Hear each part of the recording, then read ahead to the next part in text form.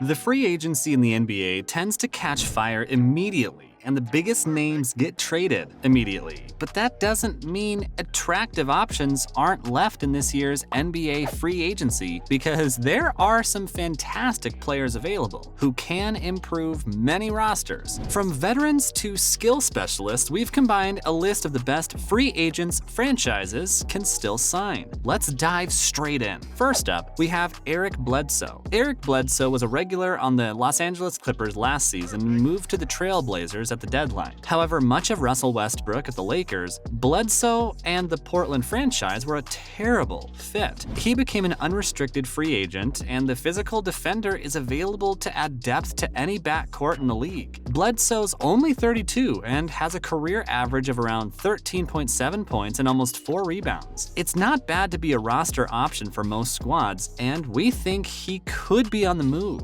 Where do you think he'll end up playing? LaMarcus Aldridge, anyone? Yes, he's back from retirement, and this could be a farewell tour, but he still played quite a bit for the Nets last season. He was averaging nearly 13 points and 5.5 rebounds, and any team that signs him can expect similar numbers from a similar workload. Aldridge isn't a great three-point shooter, but he's one of the best mid-range shooters and can provide a boost to most sides in the league. Then we've got Tristan Thompson. Thompson was moving around quite a bit last season and spent time in Indiana, Sacramento, and even in Chicago. In the 57 games he did play, the veteran averaged around 6 points and 5.1 rebounds in just under 16 minutes from the center position. He'll be hoping to make contributions for a side challenging for the championship as he looks to add another ring to his collection. Although the 31-year-old will need to learn to be a little loyal, be it to a franchise or to Khloe Kardashian. Next on the list is Andre Iguodala. There's a definite durability issue with Iguodala, and he probably could even retire during the upcoming season, but if you're looking for a seasoned locker room presence, this might just be your best bet. Any team looking for leadership, mentorship, and some basketball IQ should be targeting Iguodala, and he's not a bad player either, considering he can still do a decent dynamic job on defense and is a good enough playmaker. The curious case of DeMarcus Cousins. Despite the fact that DeMarcus Cousins has struggled a lot from age, changes in gameplay, and injuries, he still had a crucial role to play for the Nuggets last season. The underlying statistics to this game are very impressive, considering he was averaging almost 10 points plus per possessions with Jokic on the floor and minus 12.5 points when he was off before Cousins debuted for the Denver side. That's a huge 22.2 point swing, and it's seriously impressive. He can definitely help some of the sides by getting them closer to the playoffs after the Nuggets had concerns over his injuries and preferred to go with DeAndre Jordan instead. The Timberwolves remained interested and could be a pretty decent landing spot for him. Moving on to Josh Jackson. Somehow Josh Jackson is still only 25 years old, but he's been around for so long that people can almost never guess his age correctly. He was the number 4 overall pick not too long ago, but wasn't able to make a name for himself in Detroit. The small forward found his way to Sacramento,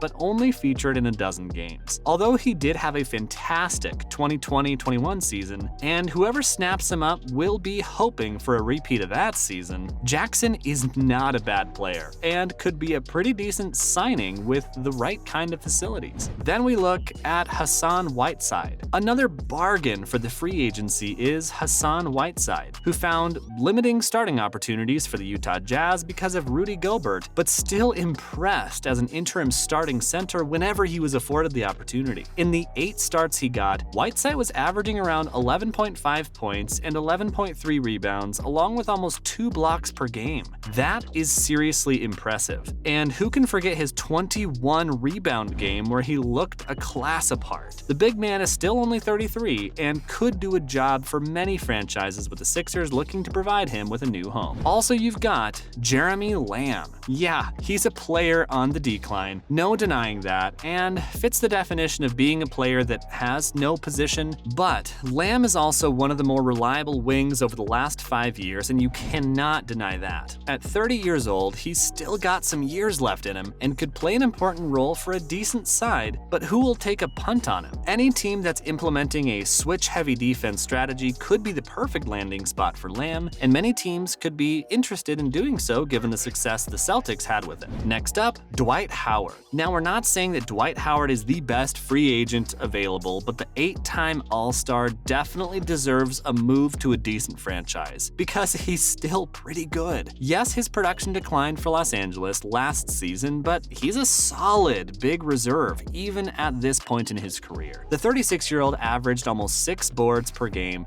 but he is the type of player who would be making an impact in the paint as a rebounder or even as a rim protector, even when he's 40. Then we've got Blake Griffin. Blake Griffin is not everyone's cup of tea, and he did have an inconsistent season in Brooklyn, there's no denying that, but he's still got a lot in the tank, as was evident during his brilliant displays against the Celtics in the playoff series. Even though he was out of the rotation in Brooklyn, we think the 6-time All-Star could easily make a big impact as a small ball center role when he comes off the bench for many franchises. The 33-year-old could be an option for the Miami Heat, and many analysts believe that he could even make the move to Los Angeles. Apparently, he wants to play for the Lakers, if Jake Fisher's words are to be believed, so let's wait and watch if that one materializes. Next, Carmelo Anthony. Only a handful of players have as much experience as Carmelo Anthony does. The 38-year-old will be entering his 20th NBA season,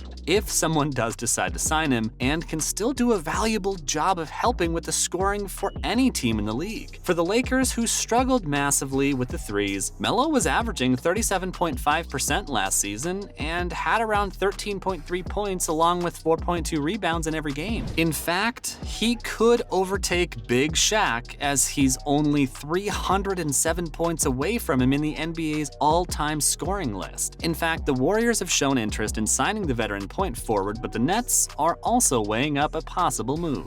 There's also Montrezl Harrell. We were big fans of Harrell and expected a lot from him during his time with the Clippers. But ever since he moved from the Wizards to the Hornets, he was putting up average numbers in a limited role off the bench. Only 28, so we think there's a bright future ahead of him. In fact, Miami Heat was looking to sign up the ex-Hornets center, but apparently the Indiana Pacers are leading that chase. We'd argue he's still got something left to offer, and his career average isn't too shabby to keep him a free agent for a long time. Next up, Dennis Schroder. Another 28-year-old available for a trade is Dennis Schroder, who was previously playing for the Rockets. While his time in Houston wasn't exactly superb, there's no reason to write off a player of his caliber. His career average is almost 3 rebounds per game, along with more than 14 points too. And if anything, his stint with the Lakers is more than enough to suggest that he's got the talent. He averaged nearly 6 assists, 3 rebounds, and almost 15.5 points per game for the Los Angeles franchise in 2020-21. And, of course, Collin Sexton.